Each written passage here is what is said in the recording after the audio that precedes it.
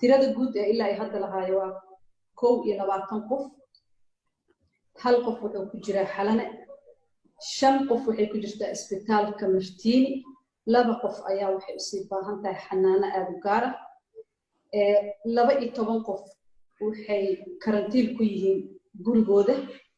2 way raysatay oo ilaahay waa bogsiyay alxamdulillah, 1 qofna waa dhintay, ilaahay ha u naxariisto jannada ha ka waraabiyo intii uu ka baxay isaga intii geeriyootay Allah u naxariisto sabarna Allah ka siiyo. waxaa muuqata in xanuunka uu si aayar ugu sii fidayo bulshada dhexdeeda maadaama cudurka haatan laga helay dad iyaga aanan dhawaanahan gelin wax safar ah ama aanan xiriir la sameynin qaar ka mid ah dadka la xaqiijiyay in cudurka laga helay. waxaa haddaba muhiim ah in la wada raaco fariimaha iyo talooyinka caafimaad ay ka mid yihiin sida soo socda: in dadka guryahooda joogaan haddii aysan jirin wax ka dhifaya inay bannaanka u soo baxaan, in la kala fogaado oo dadka ilaa 2 mitir ay isku jiraan haddii ay bannaanka joogaan oo soo dhacdaba inay soo baxaan, in la laasimo faradhaqashada saxda ah ayadoo la isticmaalayo biyo soconaya iyo saabuun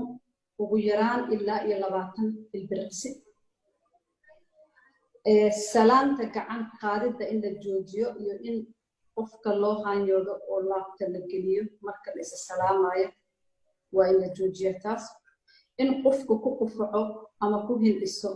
xusulka isaga oo laabayo cududda ama isticmaalo tiish, inaadan marnaba ku taabanin gacmaha afkaaga, sankaaga iyo indhahaaga. qof kasta oo isku arka qandho, qufac ama neef qabasho waa inuu wacaa lambarka gaaban ee